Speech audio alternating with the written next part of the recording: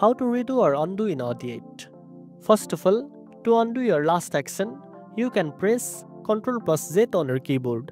This works for almost everything you do in Audiate, like deleting, moving clips, or editing audio. If you want to redo something you just undid, press Ctrl Shift Z and Audiate will restore that change. Next, if you prefer using the menu, click on the Edit tab at the top of the screen. Here you will find both undo and redo options. Clicking on undo will reverse the last action, and clicking on redo will bring back the action you just cancelled.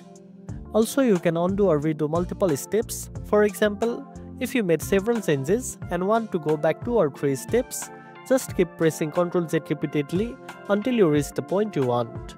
The same applies for redoing multiple steps with Ctrl Shift Z. It is important to know that Audiate keeps a history of your actions during the current session only.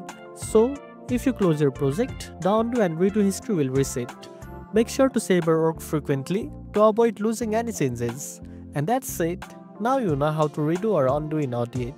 If you found this video helpful, don't forget to like, share and subscribe for more tech tips. Thanks for watching and I'll see you in the next one.